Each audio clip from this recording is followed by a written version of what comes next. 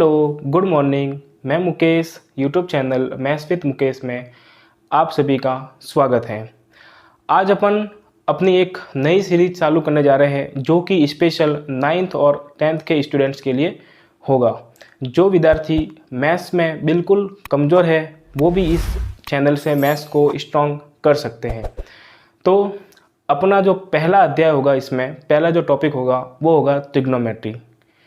Trigonometry देखिए 12 number की आती है, जिसमें जो एनसीईआरटी की बुक है उसमें 8 चैप्टर हैं और 9 चैप्टर है।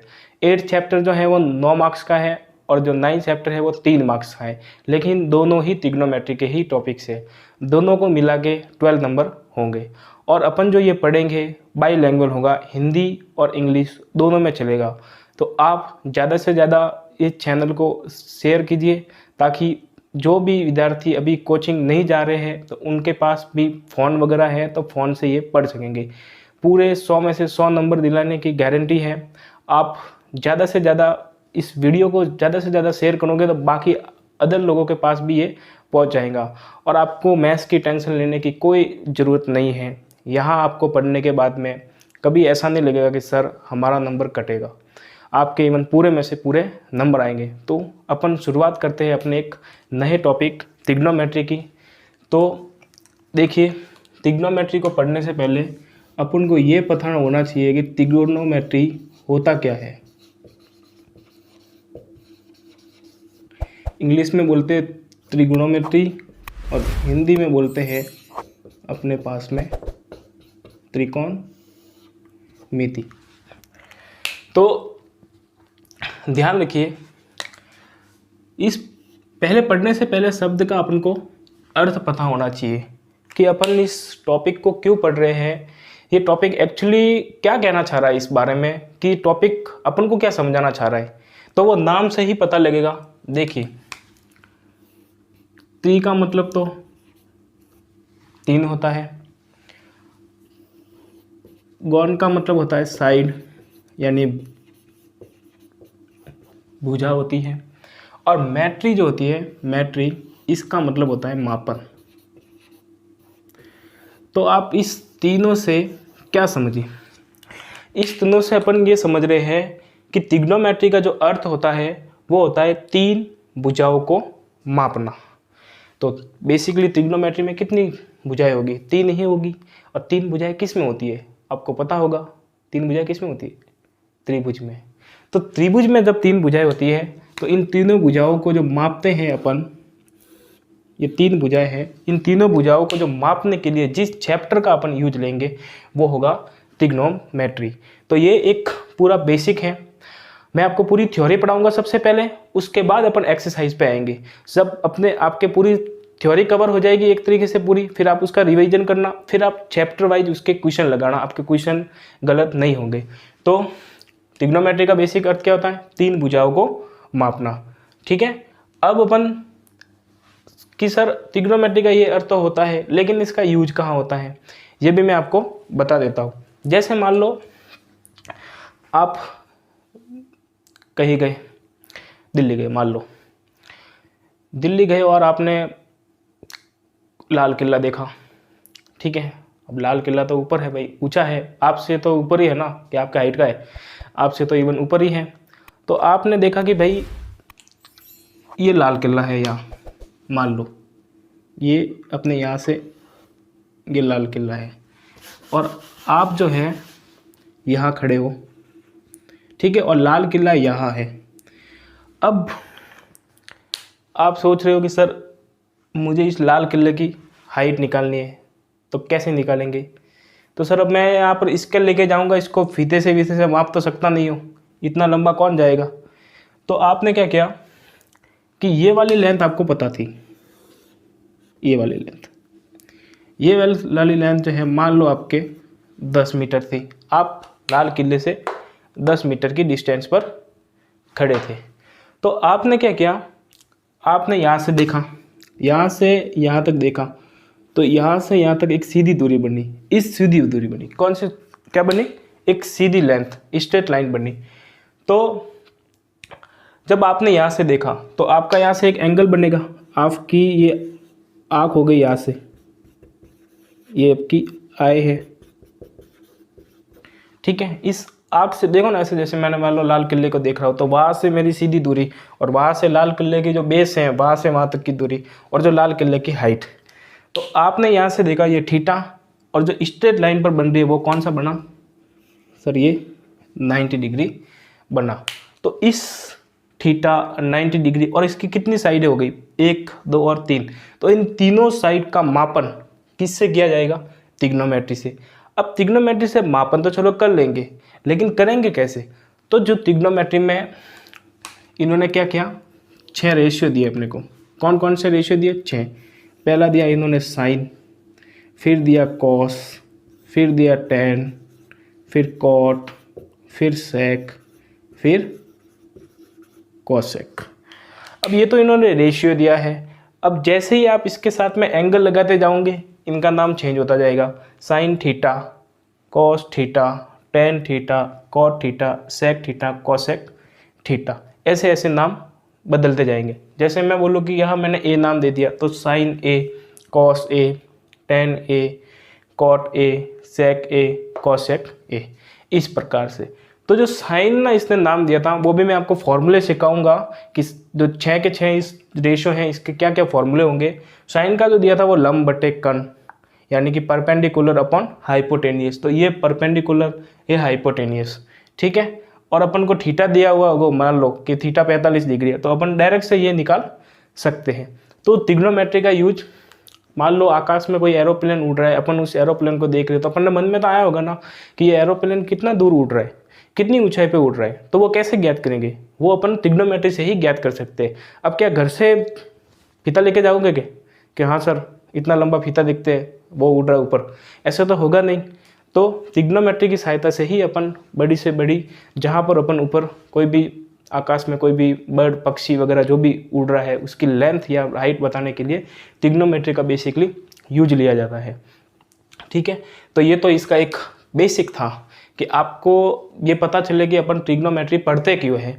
सबसे पहले कोई भी टॉपिक पढ़ने से पहले अपन को ये पता होना चाहिए कि टॉपिक अपन पढ़ते क्यों है।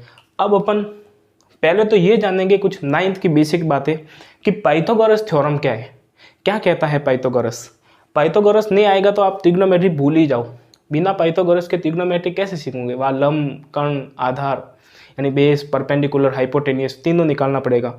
अब जब हाइपोटेनियस ही निकालना नहीं आएगा तो साइन थीटा कैसे लगाओगे, कॉस थीटा कैसे लगाओगे, नहीं लगा पाओगे ना। तो आपको पहले ये पाइथागोरस सीखना बहुत अनिवार्य है। तो आज मैं आपको पहले पाइथागोरस सिखाऊंगा, उसके बाद मैं आपको इस 6 रेशियो के बारे में पढ़ाऊंगा। फिर मैं एक्चुअली मैं बताऊंगा कि ट्रिग्नोमेट्री रेशियो क्या क्या होते हैं और ट्रिग्नोमेट्री रेशियो को पढ़ना कैसे है, कैसे इसकी शॉर्ट ट्रिक। आप वीडियो के एंड तक बने रहना, इसमें इतनी खतरनाक शॉर्ट ट्रिक्स हैं जो आपने कहीं नहीं देखी होगी, आपने सपने में भी नहीं सोची होगी कि अपन पाइथागोरस भी ऐसे निकाल सकते हैं, ठीक है। तो सबसे पहले तो अपन पाइथागोरस पढ़ेंगे कि पाइथागोरस क्या होता है।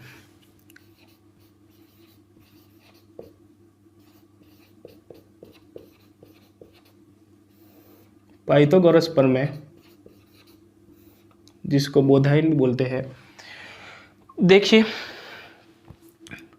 पाइथागोरस के लिए अपन को सबसे पहले राइट एंगल ट्राइंगल की जरूरत पड़ेगी। किसकी, राइट एंगल ट्राइंगल की। राइट एंगल ट्राइंगल क्या होता है, जिसमें एक कोण कितने डिग्री का हो, 90 डिग्री का, ठीक है। तो ये कितने डिग्री, ये 90 डिग्री है। मैंने इसका नाम दे दिया ए, ये बी, ये सी। अब ये वाला मान लो थीटा है, ठीक है। तो आपको क्या याद रखना है, जहाँ पर 90 डिग्री और थीटा दोनों जिस भुजा पर, जिस साइड पर बन रहे हैं वो तो होगा बेस, ठीक है। क्या बताया मैंने, 90 डिग्री और थीटा दोनों जिस भुजा पर बन रहे हैं वो क्या होगा, अपना बेस।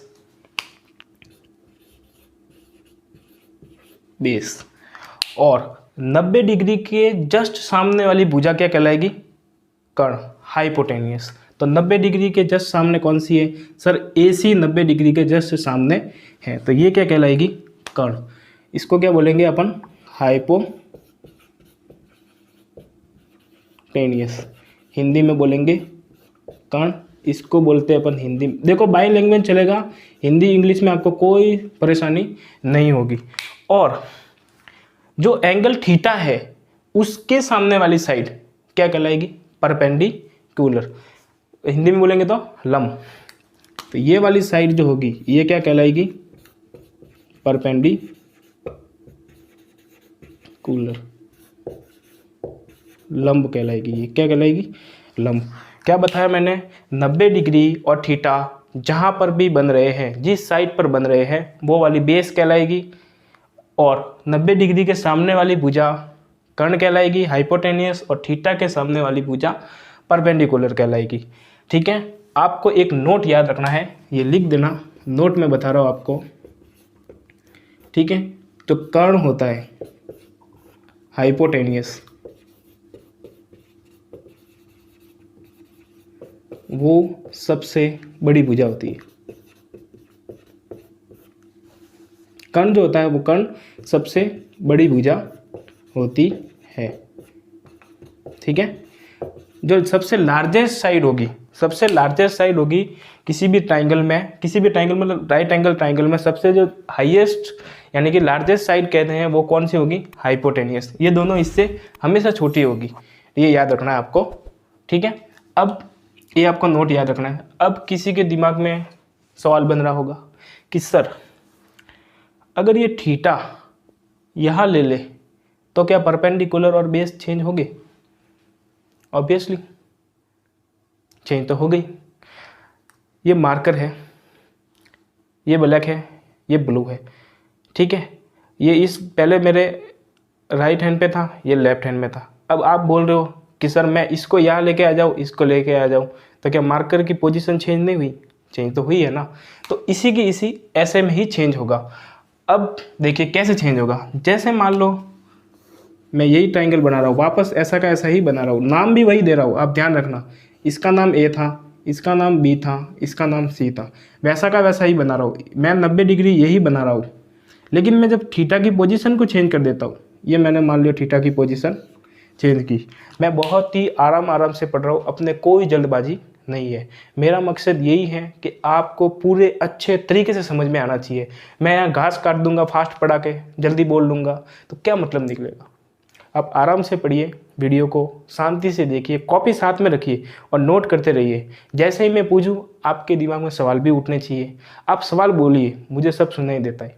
ठीक है, तो आपके वैसे डाउट बचेगा ही नहीं, क्योंकि मैं सारे डाउट जो भी आपके मन में आएंगे वो तो मैं ऐसे ही करता चला जाऊँगा डाउट। तो थीटा की पोजीशन मैंने यहाँ से यहाँ कर दी। अब मुझे आप बताइए, अब आप खुद बोलिए, अब आप खुद बोलिए 90 डिग्री थीटा कहाँ बन रहे? सर BC पे बन रहे। तो ये BC क्या होगी बताइए ना? आधार होगा, लंब होगा या कर्ण होगा? सर आधार होगा। क्या होगा? आधार। तो ये BC क्या कहलाएगा अपने पास में? आधार। इसको क्या बोलेंगे अब? बेस। अब 90 डिग्री के सामने क्या होता है? सर 90 डिग्री के सामने कर्ण होता है, हाइपोटेनियस। ये 90 डिग्री के सामने क्या होगा? कर्ण, जिसको क्या बोलेंगे अपन? हाइपोटेनियस।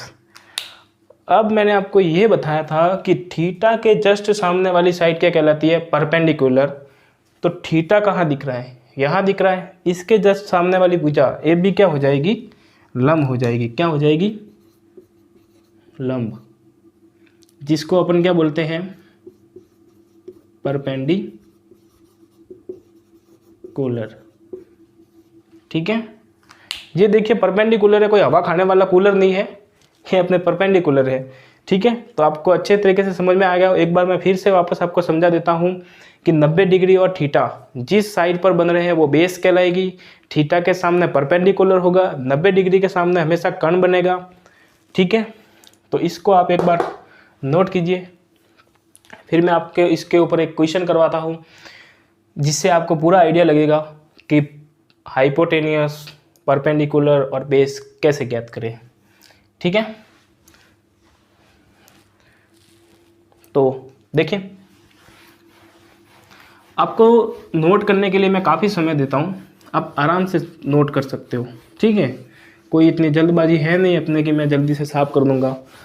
आप कोई कोचिंग नहीं कर रहे हो, किसी कोचिंग में भी नहीं जा रहे हो, तो आपको कोई टेंशन करने की ज़रूरत नहीं है। 9th-10th में आपके 100 में से 100 नंबर लाने की गारंटी मेरी। आप बेफिक्र रहो, ज़्यादा से ज़्यादा पढ़ो। आप यहाँ पढ़ाने के बाद में एक बार वीडियो देख लिया, नहीं समझ में आए तो वापस रिवाइज करके देखो इसको, फिर नोट्स पढ़ो, फिर क्वेश्चन लगाओ। जितने क्वेश्चन लगाओगे मैथ्स में आपके क्वेश्चन राइट होने की संभावना ज़्यादा होगी। आप ज़्यादा से ज़्यादा क्वेश्चन मिलाओ, प्रैक्टिस करते रहो बस, ठीक है। तो अब इसके ऊपर अपन क्वेश्चन करते हैं, जिससे आपको आइडिया लगे कि यहाँ कि सर ये सवाल कैसे होगा। तो देखिए, जैसे मान लो मैंने ये दिया 3 है, ये 4 है, ये 90 डिग्री है, यहाँ पर मैंने थीटा दे दिया उस बार, ये ए है, ये बी है, ये सी है। तो आपको एक याद रखना है, फॉर्मूला याद रखना है। क्या याद रखना है? फॉर्मूला। क्या फॉर्मूला है? देखिए, पाइथागोरस प्रमेय के अनुसार क्या कहता है पाइथागोरस कि जो कर्ण है, कर्ण का स्क्वायर जो होता है वो आधार के स्क्वायर प्लस लंब के स्क्वायर के बराबर होता है। यानी कि हाइपोटेनियस का स्क्वायर बेस के स्क्वायर और परपेंडिकुलर के स्क्वायर के बराबर होता है। ये आपको याद रखना है, ठीक है। याद कर लेना इसको अच्छे से। यही याद करना वीडियो के साथ साथ में ही कि जो सबसे बड़ी भुजा का स्क्वायर होता है वो छोटी भुजाओं के स्क्वायर के सम के इक्वल होता है। क्या बताया मैंने? जो सबसे बड़ी भुजा कर्ण है, कर्ण का स्क्वायर छोटी भुजाओं के स्क्वायर के सम के इक्वल होगा, ठीक है। तो अब मुझे बताइए, यहाँ हाइपोटेनियस आपको कितना दिख रहा है? हाइपोटेनियस सर AC है। बेस कितना है बताइए? 90 डिग्री और थीटा कहाँ बन रहा है सर? BC पे। तो BC अपने क्या हुआ? बेस। तो बेस की जगह अपन क्या लिखेंगे? BC। Sir perpendicular, sir theta के सामने कौन दिख रहा है? Sir AB। तो AB अपने पास में परपेंडिकुलर हो गया। अब बताइए, AC अपन को ज्ञात करना है, तो AC को तो ऐसे ही रहने दो। BC की जगह अपन कितना लिख सकते हैं? 3 का स्क्वायर। फिर AB की जगह 4 का स्क्वायर। 3 का स्क्वायर कितना होता है सर? 9। 4 का स्क्वायर 16। 9 और 16 25। तो AC का स्क्वायर अपने पास में कितना है? 25। अब AC बराबर कितना लेंगे अपन? जब स्क्वायर हटता है किसी के ऊपर तो यहाँ क्या लगेगा? रूट। 25 किसका रूट होता है सर? ये 5 का। 5 माइनस भी आएगा, लेकिन त्रिभुज की साइड नेगेटिव नहीं ले जाती, इसलिए अपन हमेशा पॉजिटिव ले जाती है। इसलिए अपन आंसर में कौन सा लेंगे? हमेशा पॉजिटिव, ठीक है। तो ये इस प्रकार से ज्ञात करना है। आपके लिए एक होमवर्क है, आप ये करके आओगे। सर ये 6 है, ये 8 है, आपको ये बताना है। ये 90 डिग्री है, ये थीटा है, ये A, B और C। जल्दी से जल्दी करके बताइए, और अभी के अभी मुझे कमेंट बॉक्स में इसका आंसर बताइए कितना आएगा आंसर, ठीक है। फिर आपके लिए होमवर्क होगा एक और। सर ये 61 है, ये अपने पास में 60 है, तो इस बार ये ज्ञात करना है, बेस ज्ञात करना है। ये A, B और C, ये 90 डिग्री, ये थीटा है। तो आपको ये बताने हैं मुझे, कमेंट बॉक्स में बताने अभी के अभी। आप करिए, मुझे आंसर बताइए, मैं देख रहा हूँ सब, ठीक है। तो होप आपने इसका आंसर निकाल दिया होगा, ठीक है। और आप ये अगर गलत भी आ रहा है तो घर जाके इसको सही करना है, मैं यहाँ नहीं बताऊँगा, ठीक है। मैं यहाँ बताऊँगा तो देखिए वीडियो लंबा हो जाएगा, जो कि मैं नहीं चाहता कि वीडियो लंबा बने। खास बात ये है कि मैंने आपको ये तरीका बता दिया, अब इस तरीके में रख के ही आपको आंसर निकालना है। अब अपन जो है वो पढ़ेंगे अपने चैप्टर की ओर, तो इसको नोट कर दीजिए आप। चल, आपने नोट कर लिया होगा। देखिए, अब अपन वास्तव में जो है पाइथागोरस से पढ़ लिया है अपन ने, अब पढ़ते हैं ट्रिग्नोमेट्री। अब अपनी जो है एक्सरसाइज के हिसाब से ट्रिग्नोमेट्री स्टार्ट होने लगेगी, ठीक है। जैसा कि मैंने आपको बताया है,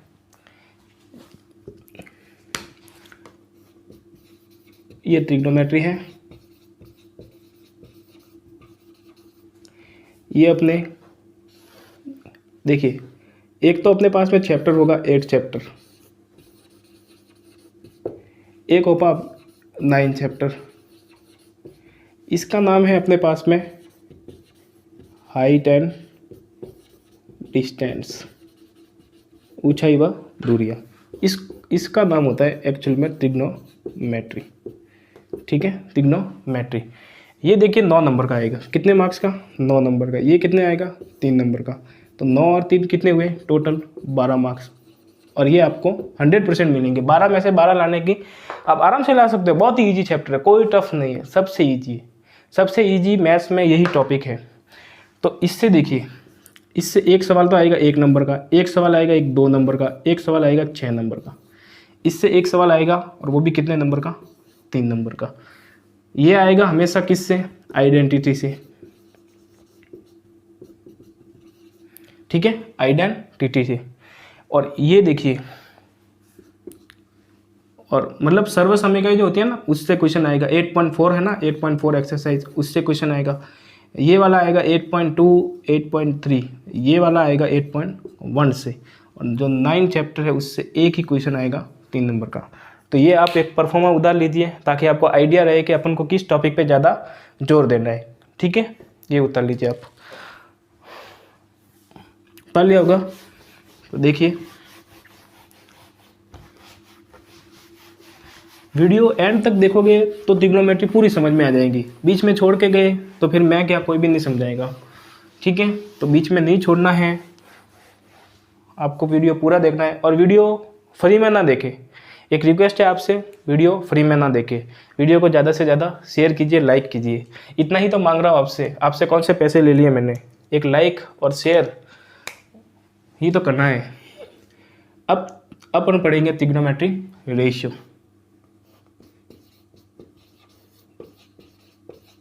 ट्रिग्नोमेट्री रेशियो, हिंदी में बोलते हैं त्रिकोणमिति अनुपात।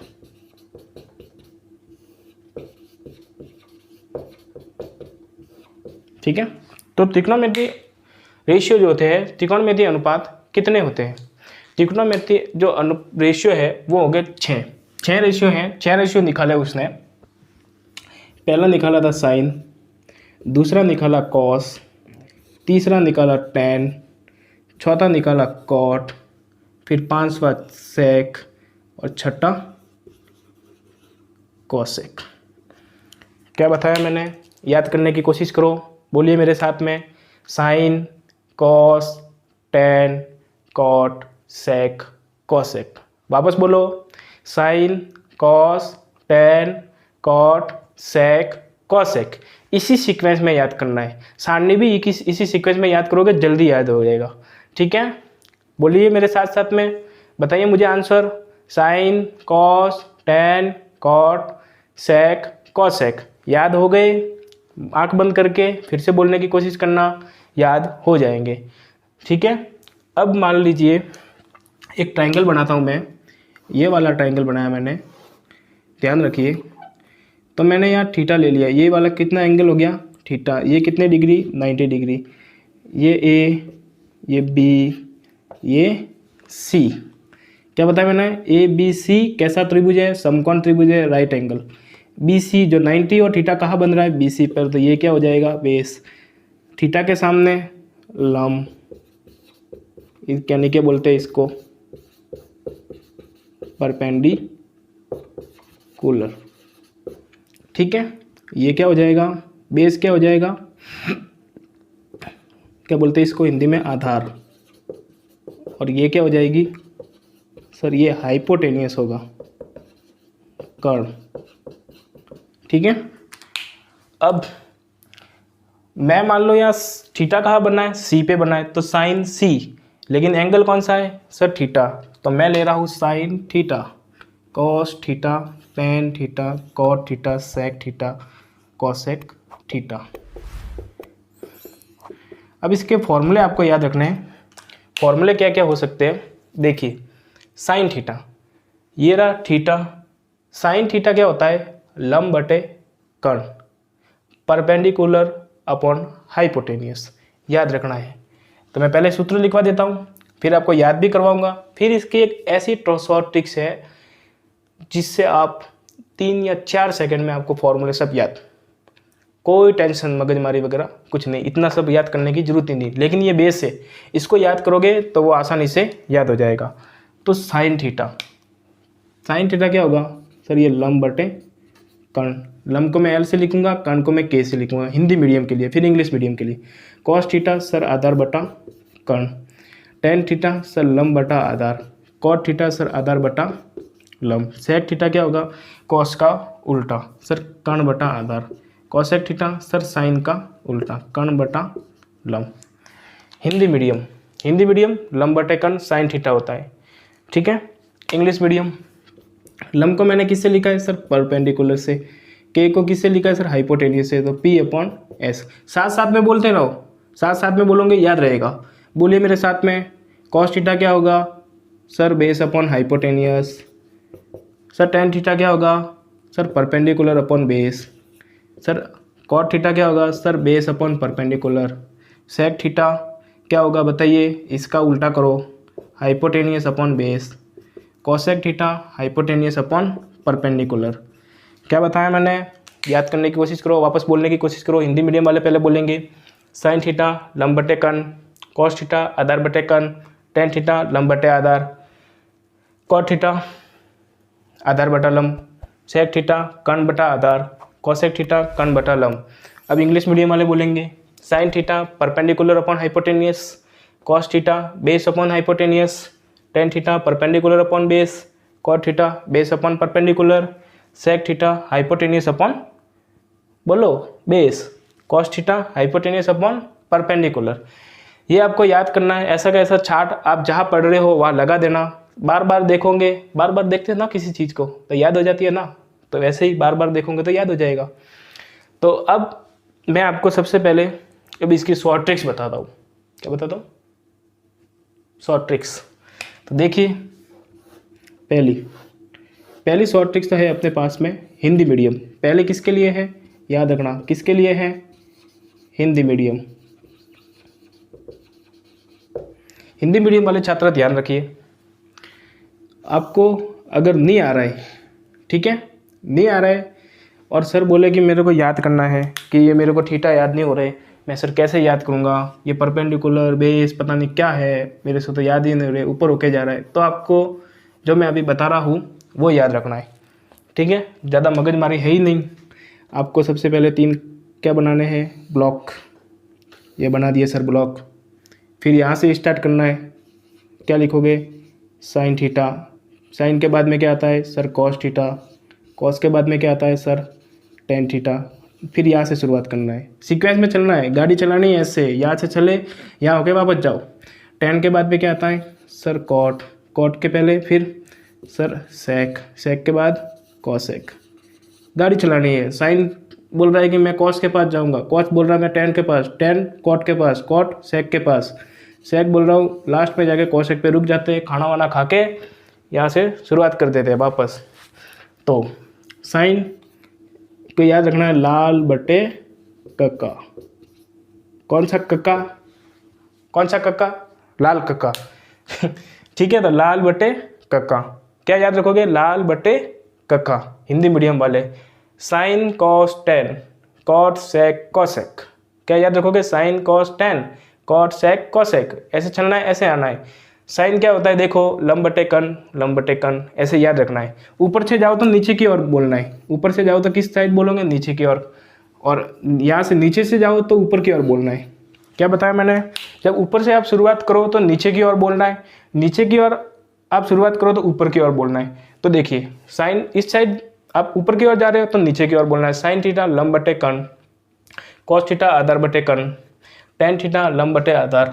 फिर यहाँ पर चले आप नीचे की ओर तो ऊपर की ओर बोलो, कॉट थीटा क्या होगा आधार बटे लंब, सेक थीटा क्या होगा कर्ण बटा आधार, कॉसेक थीटा क्या होगा कर्ण बटा लंब, ठीक है।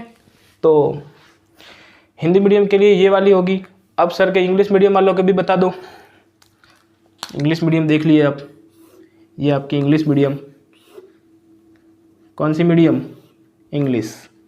वापस वही बनाने 3 ब्लॉक्स, सबसे पहले क्या लिखोगे, साइन थीटा, फिर लिखना वही है कॉस, फिर क्या लिखोगे सर, टेन थीटा।